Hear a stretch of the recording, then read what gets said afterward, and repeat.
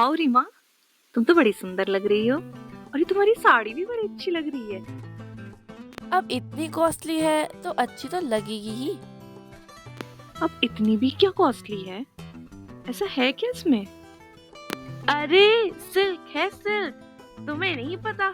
अच्छी सिल्क की साड़ी कॉस्टली ही होती है। पर क्या तुम्हें पता है कि सिल्क के कपड़े इतने कॉस्टली क्यों होते हैं? अच्छे दिखते हैं, शायद इसलिए होते होंगे।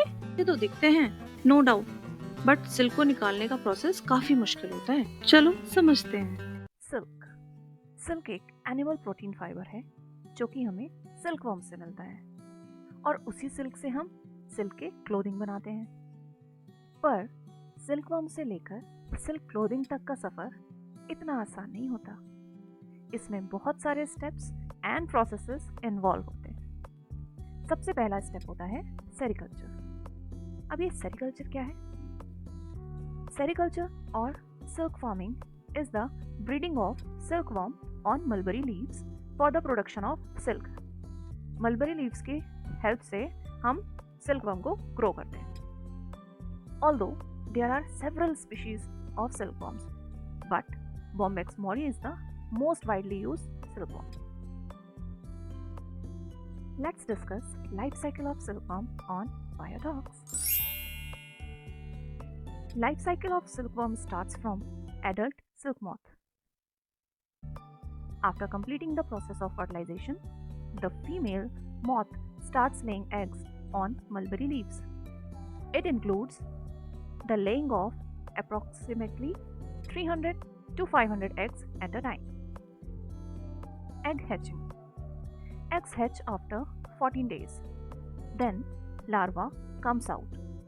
The larval stage lasts for 24 to 28 days. Larvae eat mulberry leaves continuously to grow into big worm. They undergo molting process 4 times. Now, what is molting? It involves shedding of outer covering and development of new covering. Molting क्या होता है? इसमें जो larva है वो अपने outer covering को shade कर देता है और न्यू कवरिंग को अपने ऊपर डेवलप कर लेता है. Now, cocoon, the stage in which larva spins silk thread around it to protect itself from predators is known as cocoon. तो लार्वा क्या करता है? वो अपने आप को किसी ट्री या किसी कंपार्टमेंट जहाँ पे हम उसको ग्रो कर रहे हैं उसके जो वॉल है वहाँ से खुद को अटैच कर लेता है और अपने चारों तरफ सिल्क थ्रेड को स्पिन कर लेता है जिससे कि वो खुद को प्रोटेक्ट कर सके. इस पूरे जो स्ट्रक्चर जो बन जाता है इसको हम कोकून कहते हैं.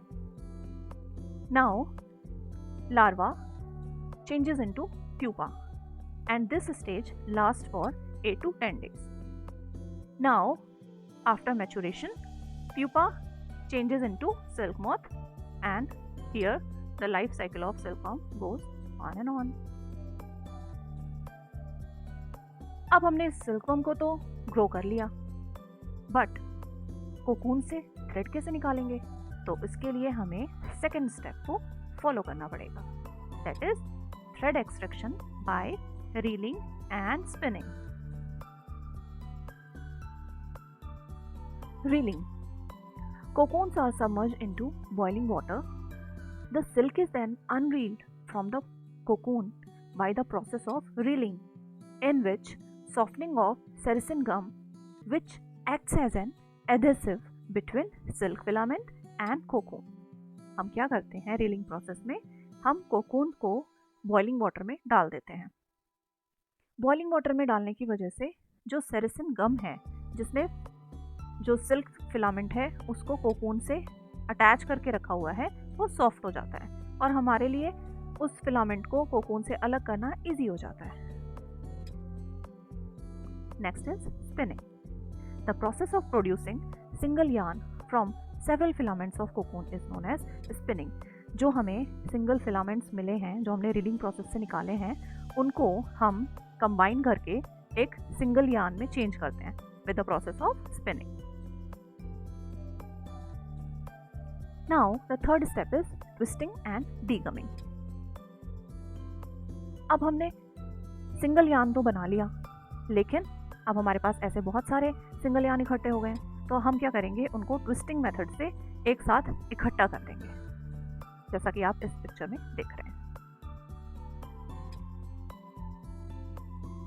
Next step is degumming. Raw silk contains sericin gum which is removed by washing it with soap and water. हम क्या करेंगे, जो सेरिसिन गम थोड़ा बहुत अटैच रह गया है फाइबर्स के साथ, उनको हम सोप और वाटर से वॉश कर देंगे. This is degumming. Fourth step is dyeing of raw silk. अब जो हमें थ्रेड मिल गया है उसको हम डाई कर देंगे with different colours. Next step is weaving of silk fabric.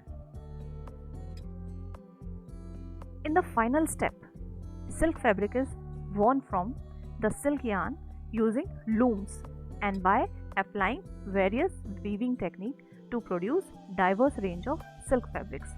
जैसा कि आप इस पिक्चर में देख रहे हैं, ये लेडी लूम्स के थ्रू सिल्क यार्न को बना रही है, उसको फैब्रिक में चेंज कर रही है. ये जो लगा हुआ है आप देख रहे हैं, इसको हम लूम कहते हैं, जिसमें के फाइबर्स हम ऐसे लगा देते हैं और उससे फैब्रिक बनाते हैं.